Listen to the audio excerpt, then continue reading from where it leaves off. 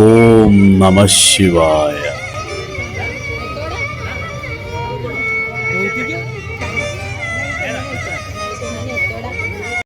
ഗുരുവായൂരിന്റെ പുതിയൊരു വീഡിയോയിലേക്ക് എല്ലാവർക്കും സ്വാഗതം. നമ്മളിപ്പോൾ നിൽക്കുന്നത് വൈക്കത്ത് അമ്പലത്തിലാണ്. അപ്പോൾ നമുക്ക് അഷ്ടമിയുടെ പ്രോഗ്രാംസുകൾ നടക്കുന്നുണ്ട് ഇവിടെ. അപ്പോൾ നമുക്കതിൻ്റെ കാഴ്ചകളെല്ലാം കണ്ടുവരാം. ഓക്കെ. അഷ്ടമി 11-ാം ദിവസമാണിന്ന്. ഉത്സവ ബലി ദർശനത്തിനായി ക്യൂവിൽ നിൽക്കുന്ന ഭക്തരെയാണ് നമ്മളിപ്പോൾ കാണുന്നത്. ഇപ്പോൾ ഇവിടെ കിട്ടിയത് നമുക്ക് ശ്രീ ഭൂതബലി കഴിഞ്ഞിട്ടുള്ള പ്രസാദമാണ് കേട്ടോ. അപ്പോൾ അതങ്ങനെ കിട്ടാറില്ല നമുക്കങ്ങനെ. കാരണം അത് കിട്ടിയപ്പോൾ ഞാൻ ഒരുപാട് ഇത് കഴിച്ചു. അത് എന്ന് വെച്ചിട്ടുണ്ടെങ്കിൽ നമ്മുടെ വയറ് സംബന്ധമായിട്ടുള്ള ഒരുപാട് അസുഖങ്ങൾക്ക് നല്ലതാണത്. അതായത് ഈ ഭഗവാന്റെ ഭൂതഗണങ്ങൾക്ക് നേദിച്ച നിവേദ്യമാണത്. അപ്പോൾ അത് അവിടെ വന്ന ആൾക്കാരും ഒത്തിരി ചോദിച്ചപ്പോൾ ഞാൻ എല്ലാവർക്കും എടുത്തു കൊടുത്തു. എനിക്കും കിട്ടിയപ്പോൾ ഞാനും കണ്ടമാനെടുത്ത് കഴിച്ചു ഞാൻ കേട്ടോ. അതുപോലെ തന്നെ ഓരോരുത്തർ വന്നിട്ട് ഇതിലായിട്ട് എന്താ പറയുക, ഒരു സഞ്ചിയിലായിട്ടും അതുപോലെ ഈ കവറിലായിട്ടും കുപ്പിയിലായിട്ടൊക്കെ കൊണ്ടുപോയത്.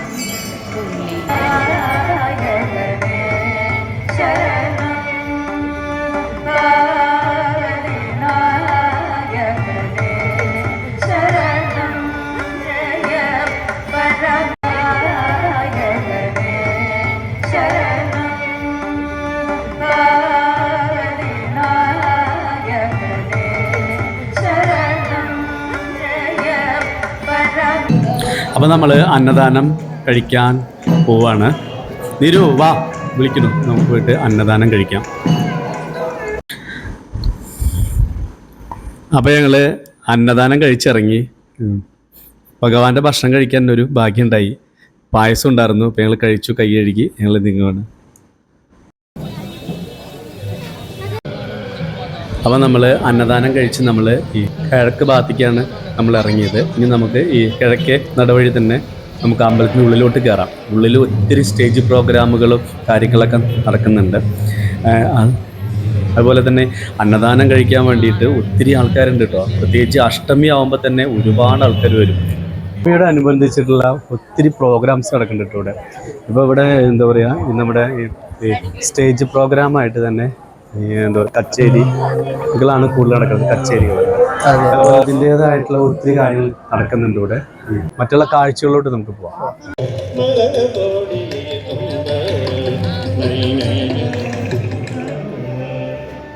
അപ്പോൾ നമ്മുടെ സുഹൃത്തായിട്ടുള്ള വൈക്കം ഗോപൻ ചേട്ടനെ കാണാൻ വേണ്ടി നമ്മൾ പോവാണ്. അദ്ദേഹം മൃദംഗം വായിക്കുന്ന ആളാണ്, അതുപോലെ തന്നെ മൃദംഗ അധ്യാപകനുമാണ് കേട്ടോ. അപ്പോൾ നമ്മൾ ഇപ്പോൾ കാണുന്നത് വൈക്കത്ത് അമ്പലത്തിലെ ഉപദേവതയായിട്ടുള്ള പനച്ചിക്കൽ ഭഗവതിയുടെ അമ്പലമാണ്. അപ്പോൾ ഇവിടെ ഈ കുങ്കുമമാണ് പ്രധാന വഴിപാടായിട്ടുള്ളത്. അപ്പോൾ അത് ഒത്തിരി കളറുകൾ, പലതരം കളറിലുള്ള ഈ കുങ്കുമം മേടിച്ചിട്ട് ഇവിടെ കൊടുന്നിട്ട് സമർപ്പിക്കാറുണ്ട്.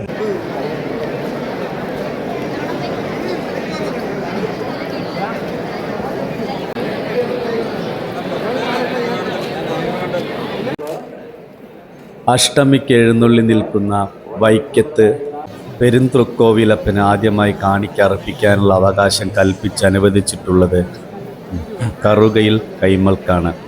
പാരമ്പര്യത്തിൻ്റെ സ്മരണയുമായി കറുകയിൽ കൈമൾ വലിയ കാണിക്ക സമർപ്പിക്കുന്നതോടെ മറ്റുള്ളവർക്ക് കാണിക്ക അർപ്പിക്കാം. കറുകയിൽ കൈമൾ പല്ലക്കിലേറിയാണ് കാണിക്ക അർപ്പിക്കാൻ വരുന്നത്. വൈക്കത്തപ്പൻ്റെ തിരുമുൻപിൽ പ്രബുദ്ധം കാണിച്ചു വരുന്ന കൈമളുടെ പാപം ഇല്ലാതാക്കാൻ ആക്ഷേപിച്ചയക്കാറുള്ളതും വളരെ പ്രത്യേകതയുള്ളതാണ്. ദർശനം ആരംഭിച്ചു കഴിഞ്ഞാണ് ഉദയനാപുരത്തപ്പൻ്റെ വരവ് ആരംഭിക്കുന്നത്.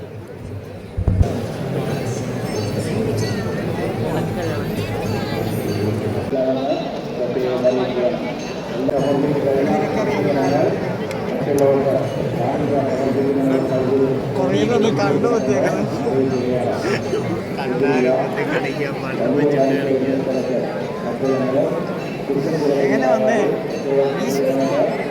ആരും ഓടിച്ചു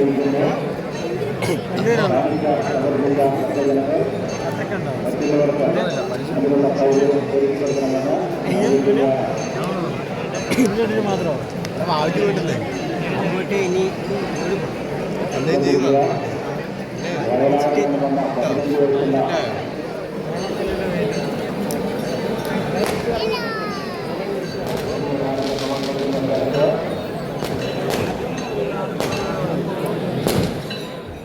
കറുകയിൽ കൈമൾ വലിയ കാണിക്ക സമർപ്പിച്ചു. ഇനി എല്ലാ ഭക്തർക്കും കാണിക്ക സമർപ്പിക്കാം. അതാണ് ഇപ്പം നമ്മളിവിടെ കണ്ടുകൊണ്ട് നിൽക്കുന്നത്.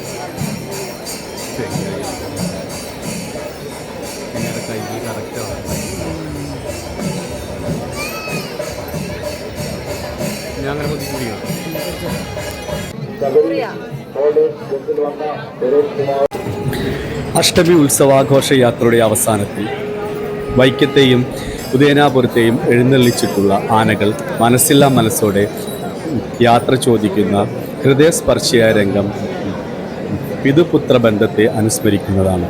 ഉത്സവത്തോടനുബന്ധിച്ച് ക്ഷേത്രത്തിൽ വിപുലമായ സദ്യ ഉണ്ടാകാറുണ്ട്. ഈ 12 ദിവസത്തെ ശുദ്ധമായ ശിവസ്തുതിയും വൈക്കത്തപ്പനെ തൊഴുതു പ്രാർത്ഥിക്കലും പുണ്യമായി കരുതപ്പെടുന്നു. വൃശ്ചിക മാസത്തിലും കുംഭമാസത്തിലും അഷ്ടമി നാൾ ഉദയനാപുരത്തപ്പനെ എഴുന്നള്ളിച്ച് വൈക്കം പിതൃക്കാവിലേക്ക് കൊണ്ടുവരാറുണ്ട്. വൈക്കത്തപ്പനോട് ഉദയനാപുരത്തപ്പൻ മകനായ സുബ്രഹ്മണ്യസ്വാമി സങ്കടത്തോടെ വിട ചൊല്ലിപ്പോകുന്ന ഭാഗമാണ് നമ്മളിപ്പോൾ കാണുന്നത്.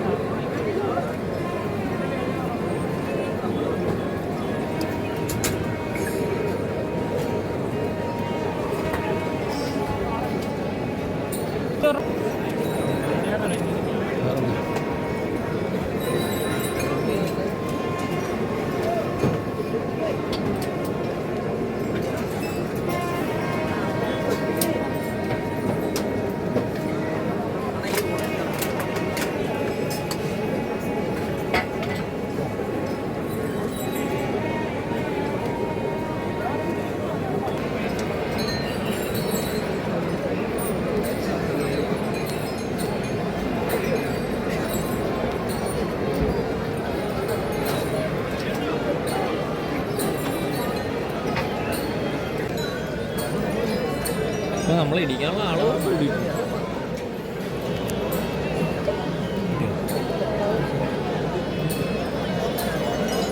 അടുത്തൊരു വീഡിയോയുമായി നമുക്ക് വീണ്ടും കാണാം. അതുവരേക്കും നന്ദി, നമസ്കാരം. നമസ്കാരം.